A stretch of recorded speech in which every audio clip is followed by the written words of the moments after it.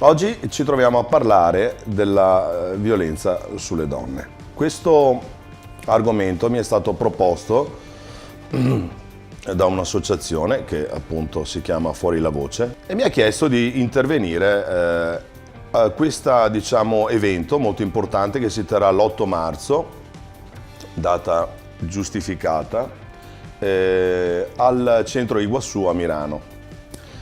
Dopo per gli orari e tutto vi saranno detti chiaramente nei filmati. Allora, perché aderire a questo evento? Beh, voi sapete che io sono ginecologo, lavoro ormai da molti anni per le donne. Il fatto che io ho scelto di fare il ginecologo nasce da un evento che mi ha turbato in modo positivo. Ed è stata la nascita di un bimbo. La prima volta che vidi la nascita di un bimbo ero ancora studente.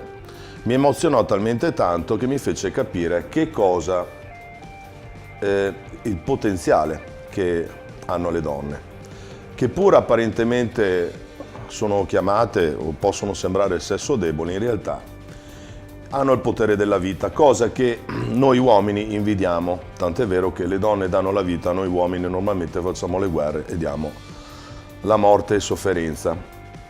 Quella emozione cambiò talmente la mia visione sulla donna che decisi di intraprendere questo tipo di lavoro.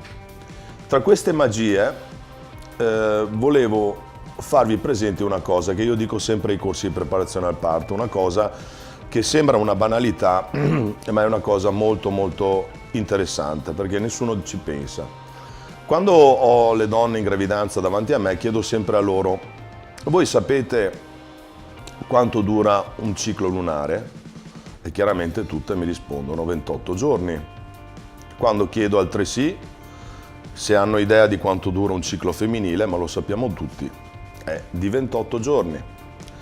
Allora, questa cosa che mi ha molto appassionato mette in correlazione un astro così importante come la Luna con il potenziale della donna di poter avere dei figli, perché voi sapete che il ciclo sostanzialmente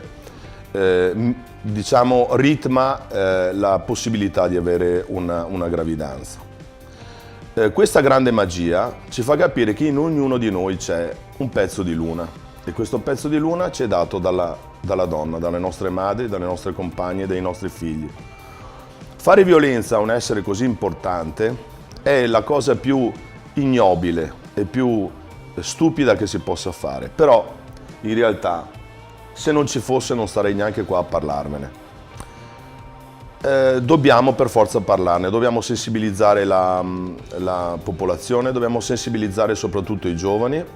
C'è questa idea che la donna deve essere sfruttata da un punto di vista sessuale e quando anche non è il punto di vista sessuale potrebbe essere un problema di controllo assoluto sulla donna. Voi sapete, il femminicidio normalmente nasce dal fatto che la donna vuole lasciare il compagno troppo violento e alla fin fine, nonostante denunce e quant'altro, la donna molto spesso viene, ahimè, uccisa.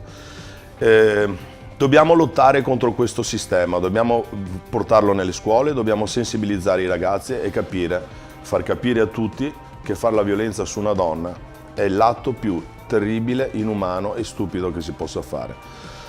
E soprattutto un atto di ignoranza, per cui dobbiamo studiarci sopra. Vi saluto a tutti, vi aspetto numerosi a questo importante evento e chissà che sia il primo di molti altri eventi che ci portano a far conoscere a tutti che cosa possiamo fare ed eventuali ulteriori idee che possiamo proporre alle scuole, alla politica e alla popolazione. Vi ringrazio tutti e vi saluto. Arrivederci.